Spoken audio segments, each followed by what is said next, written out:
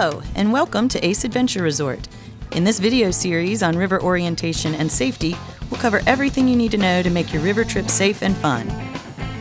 Whether you're taking a beginner trip on the Upper New, running the intermediate to advanced whitewater of the New River Gorge or the Lower Gauley, or tackling the world-famous Class 5 of the Upper Gauley, this information will make your experience on the river a positive one. We'll cover what to wear, the equipment you'll be using, the boats you'll be paddling, and the tips and techniques of safety and rescue, so that you'll be ready for anything Mother Nature will throw at you and have a great day on the river. As I search for my love, I find her so...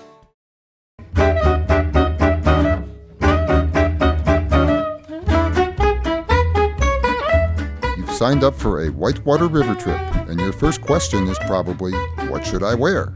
Let's start with your feet. There are a variety of shoes and sandals that work well in a river environment. Wetsuit booties, chacos, Crocs, sandals, river slippers. Even a pair of old sneakers will work just fine. Don't wear flip-flops. Heavy boots are probably not a good idea. And this is just silly.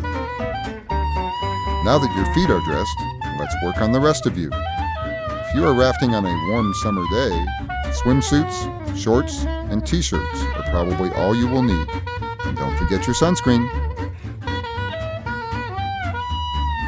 If it's a little cooler, it's time to start adding layers for warmth and insulation. Synthetic fabrics, especially polypropylene and polar fleece, will keep you much warmer.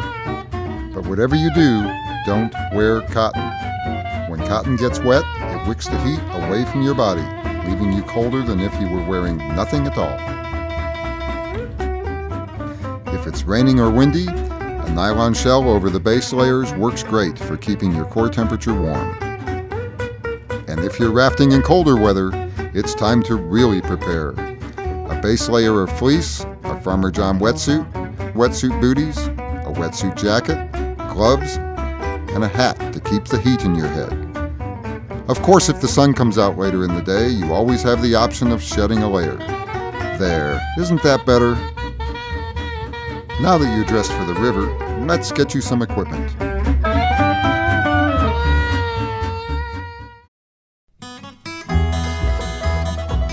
The first piece of equipment you'll be given is a PFD. That means Personal Flotation Device. PFDs come in different styles, but the one you'll be wearing is Type 5 Coast Guard approved. Your river guides will make sure you get one that fits your size, and it will be adjusted for a snug fit. It may seem uncomfortably tight at first, but it needs to be tight for two reasons. If your PFD is too big or too loose, it can't do its job keeping you afloat. Also, if you do end up falling into the river, the best way to pull you back into the boat is by the lapels. By the way, see that pillow on the back? Make sure it goes on the outside. Your PFD must stay on and buckled at all times on the water. You can take it off briefly to change a layer of clothing, but ask your guide first and he or she will let you know if it's a good moment. When you finish, buckle back up right away.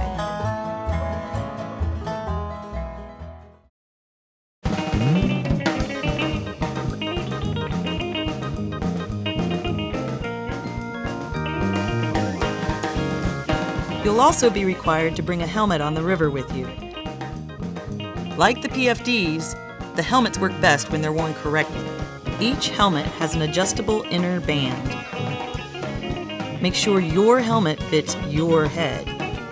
Next, check to make sure the chin strap buckles. Adjust the chin strap so that you can get a couple of fingers underneath it.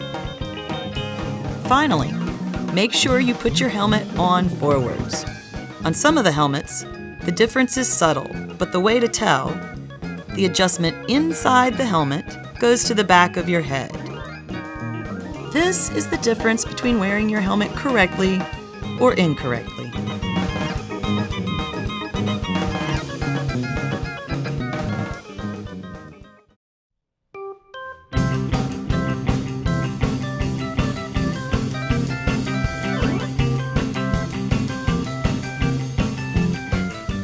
Your final piece of equipment will be your paddle. There are three parts to the paddle. the blade, the shaft, and the T-grip. Your paddle will be your best friend all day. It will power your raft down the river, and it will also make an excellent rescue tool, which we'll cover a little later in this video. Hold the paddle with your top hand covering the T-grip and your bottom hand about halfway down the shaft. The most important thing to remember about your paddle: keep control of your T-grip at all times. When that T-grip starts flying around in the raft, the paddle quickly changes from your best friend to your worst enemy. Over 90% of the injuries on the river are caused by the T-grip, so try your best to keep it under control.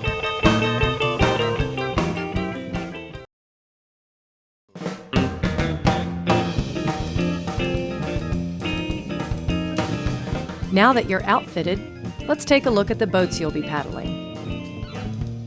The rafts come in different sizes, depending on what kind of trip you're taking. But they all have an inflated tube around the perimeter and cross tubes on the inside. You'll be sitting on the outside tube, not the cross tubes. If you sit on the cross tubes, your paddles won't reach the water and you won't be able to paddle correctly. Slide your butt to the outside. That's better. Tuck your toes of your front foot under the cross tube in front of you.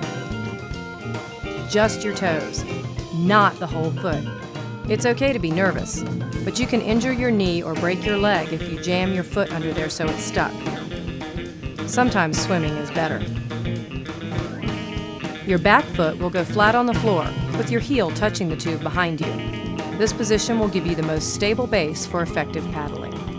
At some point, your guide might tell you to hang on. That means hunker down in that boat and grab that strap that goes across the cross tubes.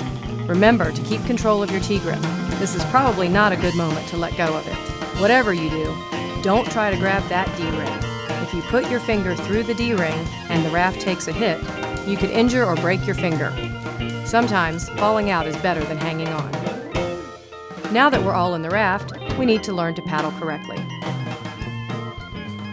You'll get a more powerful stroke if you use your back and torso, rocking your body forward and back. And the most important aspect, paddling together. Paddling as a team is even more important than paddling hard. When everybody paddles together, you get the good ride and a great day on the river.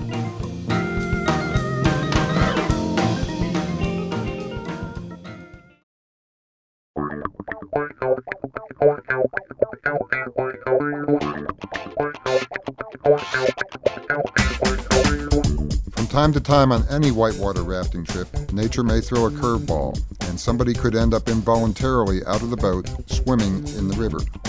Here we'll cover some rules, tips, and guidelines to minimize the drama, get you back into the boat, and maybe even leave you with a great story you can laugh about with your friends. When you fall out, you'll usually have a magic moment in which you pop up right next to your raft before you start heading in different directions. The best way to take advantage of the magic moment is to stay calm, don't panic, open your eyes, look around, find your raft, grab on, and get back in. That's Plan A. We all know that Plan A doesn't always work out. If you get a little further away from your raft, that's when you really need to pay attention. First, whatever you do, do not try to stand up in the river. If you put a foot down, you run the risk of getting your foot caught in the rocks on the bottom. Even if the river is shallow, the current is much stronger than you. It can knock you over, and if your foot is stuck, you could be trapped underwater, attached to the bottom of the river with no air. This is called foot entrapment. The good news, it's 100% avoidable. Keep those feet up on the surface of the water. Floating on your back, facing downstream with your feet up is known as the defensive swimming position. It will usually get you through most rapids, but it's almost always better to be an aggressive participant in your own rescue. Keep your eyes open, look for your boat, turn over, and swim for it. Now your feet are still up off the bottom, but you're heading where you need to go. Aggressive self-rescue is the best form of rescue. If you're swimming through a rapid, keep your mouth closed, your eyes open, and time your breathing. Swimming through whitewater can be disorienting, and if you're choking on water, it can make it worse. Only breathe when there's air in front of your face. If a swimmer is only a short distance from the boat, your paddle comes in very handy as a rescue tool. hand your T-grip to the swimmer and pull him or her back to the raft. Make sure you hand them the T-grip, not the blade. The blade makes a terrible rescue device. If you're the one swimming and you held onto your paddle, you can hand your T-grip to someone still in the boat. If you find yourself under the raft, reach up and walk yourself out from underneath with your hands. Now it's just a matter of getting back in. Your friends in the raft can help you in by grabbing the shoulder straps of your PFD. Never try to pull someone into the raft by grabbing their hand or wrist. That's an easy way to dislocate a shoulder, which is much worse than swimming the rapid. Always use the PFD.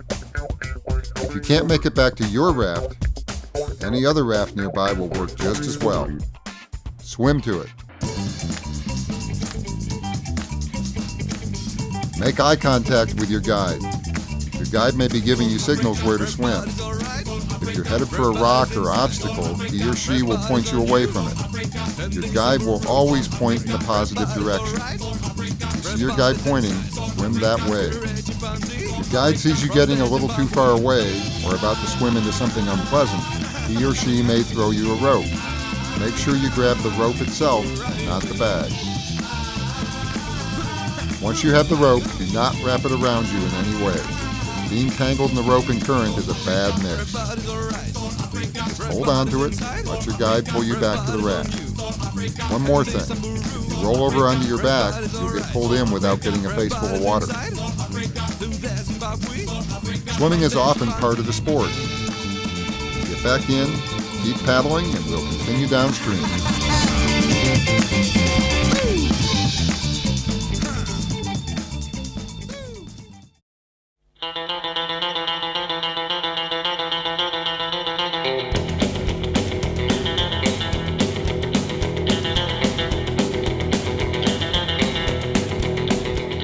Every once in a while, the entire raft may flip over.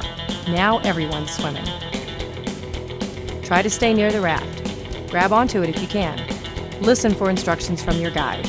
If you're under the raft, swim out from underneath and hold on. When the guide climbs up onto the floor to flip it back over, you'll need to let go. But stay close and be ready to get back in. To keep a raft from flipping, your guide might call a high side command. That means everyone needs to jump to one side of the raft. If your raft is going up against a rock sideways, the river will try to push one side up on the rock, pull the other side down, and the boat could pin or flip. If everyone climbs to the high side, it takes the weight off the low side and can help prevent a flip. The high side is usually the downstream side. So if your guide calls a high side, you want to jump to that side quickly and not get left on the low side. Depending on conditions, you might do some surfing with your raft and a hydraulic. The high side will apply here as well. It's a good idea to shift your weight to that downstream tube, because the upstream tube will be pulled down by the incoming water. Stay on the high side, hold on, and enjoy the ride.